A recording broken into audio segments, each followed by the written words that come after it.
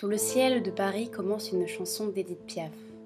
Sous ce ciel toujours nuageux, toujours grisâtre, toujours sombre, l'histoire d'une ville, d'un pays et de toute l'Europe est cachée. Cette histoire racontée 1000 fois, cette histoire pleine de sang, de lutte et d'art. L'histoire des révoltes, des révolutions, des résistances, des luttes contre les injustices, des luttes pour la vie, des luttes pour vivre.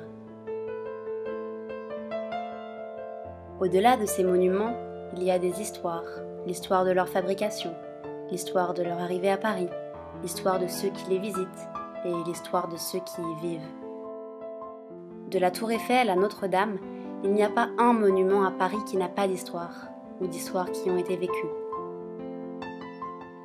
Les histoires racontées par Victor Hugo, les affiches dessinées par Toulouse-Lautrec, les impressionnantes toiles de Cézanne et comment Picasso a terminé sa vie dans cette ville depuis son Andalousie natale.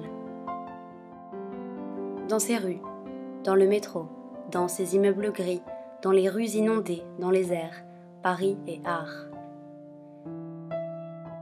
L'art qui entoure Montmartre, l'art de ceux qui y ont vécu, l'art de sa musique, l'art de ceux qui sont partis et ne sont jamais revenus.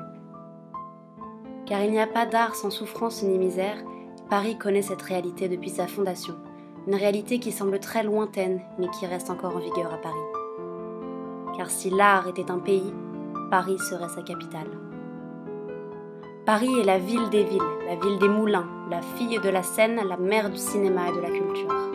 La ville qui ne dort jamais, la ville de l'amour et 1000 cultures. Le nouveau Paris, héritier de l'ancien, le Paris cosmopolite, le Paris qui ne change pas, le gardien de l'Occident, la ville qui n'oublie jamais et ne se souvient pas, la ville qui t'inspire et dont tu tombes amoureux. Paris, tout simplement Paris.